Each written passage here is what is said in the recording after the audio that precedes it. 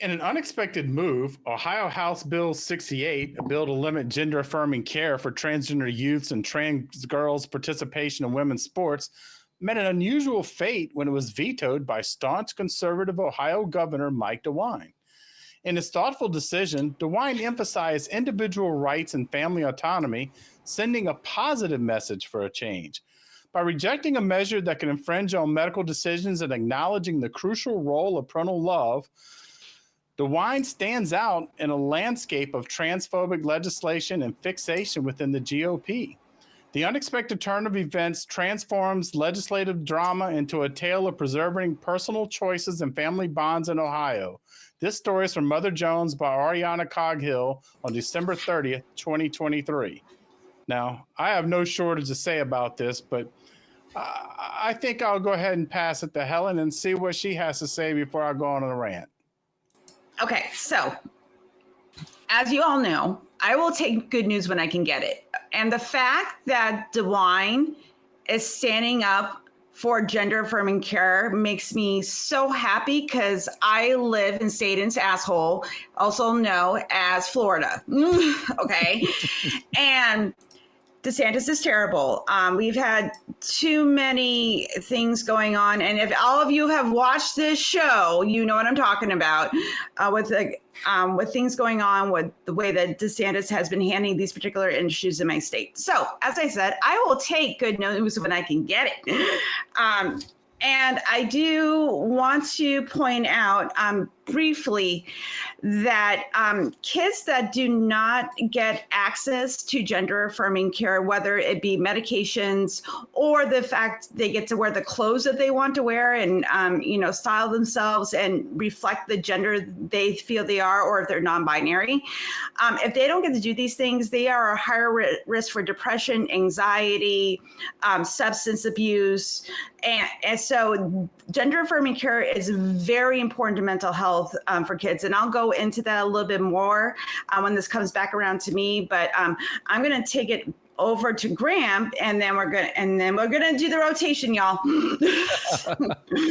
Well, I think I'm sort of going to echo what you said.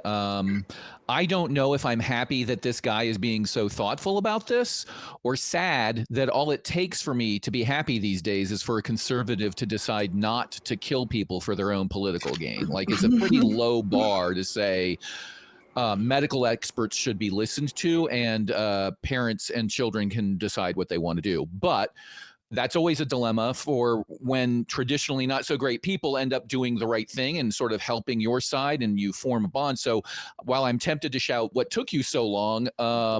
I think I should do the right thing and cheer and move to build more relationships like this. I found it very touching, talking about what you said about this being very important from a life perspective.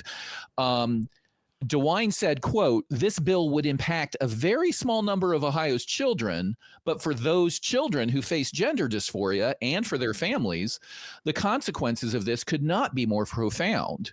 Ultimately, I believe that this is about protecting human life." And that's a very savvy political move right there. Mm-hmm. We talk all the time about disingenuous Christians using the pro-life flag as a pretext to force religion into their schools or to try to go out and alienate the other.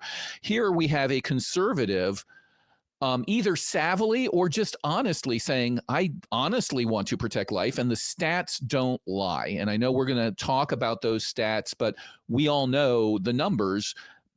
This bill would cause people to die from suicide, no doubt about it. And he did save lives by passing it. So I'm very happy with that.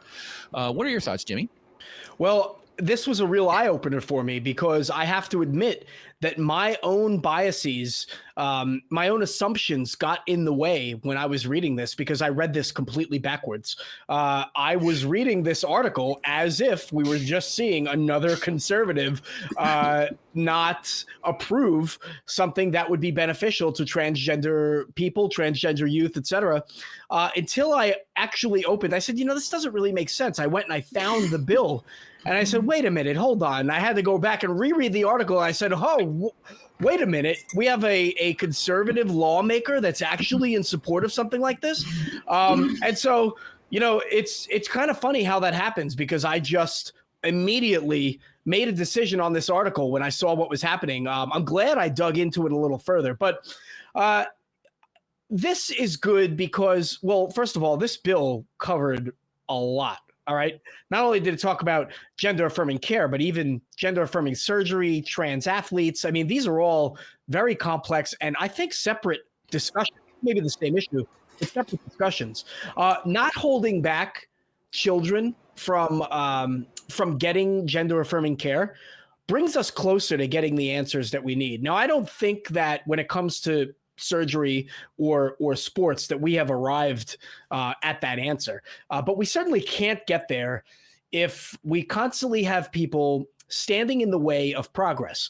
And so to see somebody who I assume just would run with the crowd, their crowd, and take the same old steps that we're so used to, turn around and do the opposite.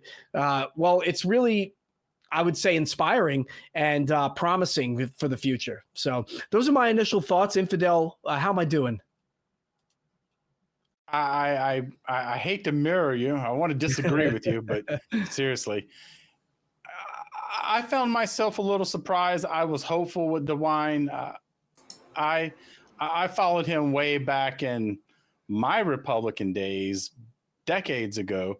And he's always been he's been consistently conservative, but always seemed to be willing to go against the flow from time to time. And when I did a little research on him after seeing this article, it was really somewhat impressive that we had one of these people who belong to the party of the family, because so often we hear that, we're protect the kids and, save the families and all this is just rhetoric that you don't even hear it anymore. This guy came into office and found out there were 13,000 rape kits that had been sitting, not used, not never checked for years. And so he said, let's make that a priority. Got them done. Over 700 led to over 700 indictments. Time and again, you see this guy making decisions that, while I may not agree with him on many things, one thing he does seem to be willing to do, and most definitely in this particular situation, is that he actually listened to what the other people were saying. And that's something I think that we've lost, unfortunately, on both sides of the aisle in this country, is that people are busy yelling at each other or towards each other rather than talking to each other. I remember another case last year where in West Virginia, the main state Republican in the state Senate in West Virginia said, hey, I thought this was crazy too, and I didn't see any reason why you should have medication like this. But I like to know what's going on. So I did some research and I realized that to change this, it would be incredibly traumatic for other people. And so once again, we're seeing a situation where we're seeing someone listen. Does someone actually talk to the people who are the expert? Because right now we have legislators and governors who think that we know better than medical professionals. And I was really heartened, and I hope this is something that we can see with other politicians of all parties, is actually listening to what's going on, actually see what's going on with the people that'll be impacted. So for me, I'm really glad he did it. He made the same mistake those other people did. He actually made a human decision and not a political decision. So for that, I have to say that is what this is about. We talk about all sorts of things all the time, but at the end of the day, we're talking about people. It's already been touched on about saving people's lives, and it was mentioned earlier about, if House Bill 68 were to become law, Ohio would be saying that the state and the government knows better what is medically better for a child than the two people that love them the most, their parents. I got to say, on this issue, I stand with Governor DeWine. So what happened to the party of the family that's gone so wrong? Helen? I don't know. That's my answer to that. But since this article was a little light on the impact of gender-affirming care, I included a link to the Columbia University Department of Psychiatry if anyone wants to look into this a bit more. And I'm going to share a quote from that article. So it says, according to the Trevor Project's 2020 National Survey of LGBTQ mental care, 54% of young people who identified as transgendered or non-binary reported having seriously considered suicide in the last year, and 29% have made an attempt to end their lives. In contrast, numerous research studies have found that gender-affirming care leads to improved mental health among TGNB youth. Pubertal suppression, words, also considered very reversible, allows for a pause on puberty and for further development of gender identity. Delaying puberty to promote physical development that is consistent with a child's gender identity is associated with better mental health outcomes, improved functioning, and life satisfaction. Gender-affirming hormone therapy, which involves the use of feminizing or masculine hormones to allow the body to develop physical changes that align with the person's gender identity, also significantly decreases gender dysphoria. So I'm going to encourage our audience that hasn't looked into this to just put in gender-affirming care mental health into your Google bar and just do a little bit of research, because yes, we are very much on looking at the science, y'all. So please do that. It'd be really great, because then if you actually have the facts to back up and also have that empathetic and sympathetic heart to wanting to make this a reality for people, that's how you do it. And I'm really, really proud of DeWine to align what is a family value, which is keeping our kids happy and alive. So, that's the basics, y'all. So, okay, Graham, I did it. Okay, I did my thing. I'm happy now. I'm glad you did your thing, because I agree with what you're talking about. As I said earlier, the numbers don't lie. People may not remember this, but in 2022, late 2022, Jon Stewart did an interview with then Arkansas Attorney General Leslie Rutledge, about her state's decision to ban gender-affirming care.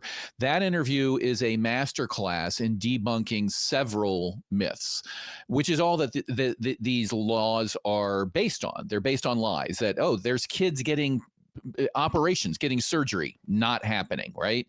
There's schools that are allowing not only gender identity, but, kids can identify as a cat. That's not happening. It's all of that stuff. But the interview he did he kept coming back to one question, and that was, what do the experts say? What does the medical profession say? Who did you hear testimony from when you decided to craft this bill? Who were the experts that you consulted? And what evidence do you have to rebut the mountains of scientific evidence that establish that gender dysphoria, trans people, all of these things are real, they have a medical grounding, and that they are a serious, serious problem for a lot of people. And she was sophisticated in how she tried to spin and pivot, but John was sophisticateder and took her to town. So if you get a chance to watch Jon Stewart interview with Leslie Rutledge on this issue, I strongly recommend it, because it's a study in contrasts between what she did, which is try to defend the lies in the name of this religious flag she's wearing, or at least my team flag that I'm going to wave.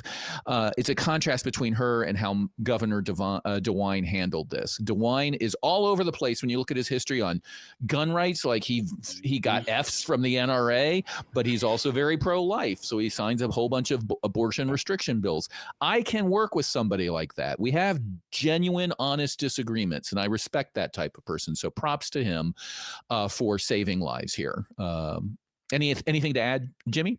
Well, yeah, I want to answer Infidel's question when he says, well, what happened to the party of the family? Well, the family happened.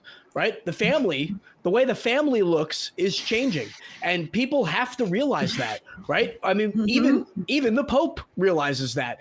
Policies are changing in the Catholic Church because they realize they can't just exist in this world by holding everybody to their outdated, archaic standard. And I think that it's refreshing to see somebody like DeWine come to that realization. Maybe that is what's happening, but certainly he's choosing the path of individualism and not politicism, if you will.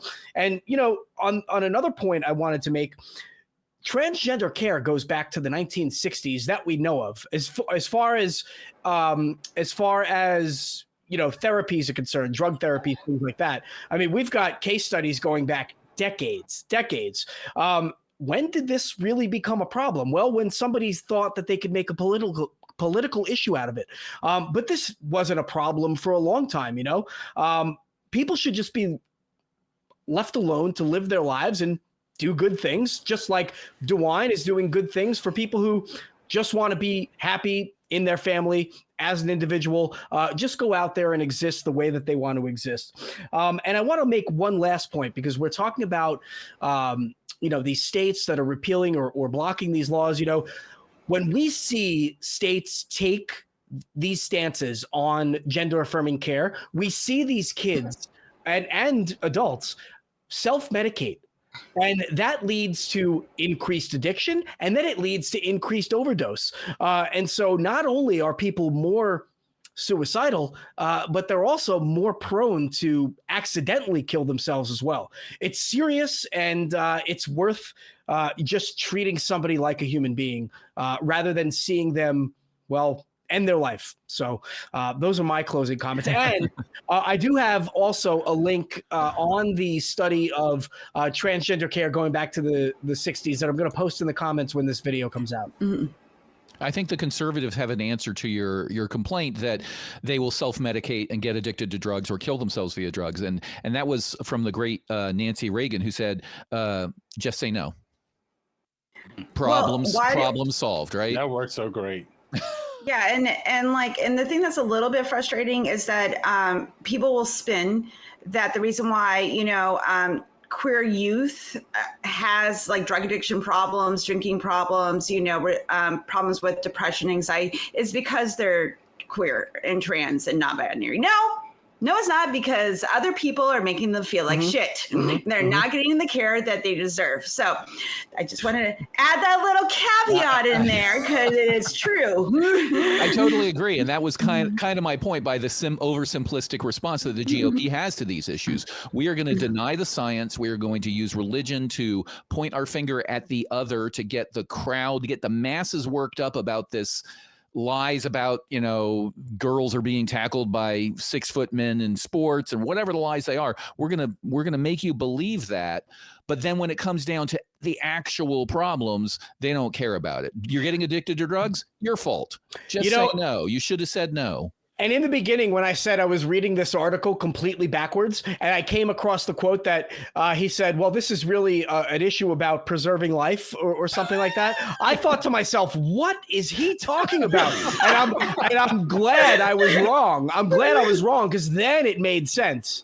So, yeah. Well, to be fair, Jimmy, I have read some articles in the past where I thought it was against, a value that I had. And then I looked into it a little bit more. I was like, oh, you're on my side. Yeah. Okay. Right. It can get really confusing when you're dealing with laws or court decisions where they're trying to reverse a bill that tried to undo a thing, and you have to keep track. Like, which way is this going? One thing that you mentioned, Jimmy, is that, being for political gain, that's when this became an issue. And that really is all that it boils down to. It's like, okay, let's move on to our next group of easy targets. And someone decided this is an easy one, and it's completely fabricated. As I believe, Cross, you mentioned earlier, no one's out there getting surgery on minors. That's not happening in this country. It is just complete. It's only happening on certain news networks. According to them, it happens every day, 10 times a day. But reality is something entirely different. And as a parent with a young child that falls into not a gender fluid category, I'm heartful to see people on the other side making these type of decisions, because this has to change, because people don't want to think about their kids dying for something so senseless as a political donation. That's disgusting. And Helen, were you going to take us out of this? Yes, I will. I will say the times are changing, and the fact that, that the people that don't want this to happen are barking so loud is because the times are changing and nobody's going to put up with it anymore. So if you want to find out more topics like this and other wonderful things that we discuss on the show, it's not always doom and gloom, click here.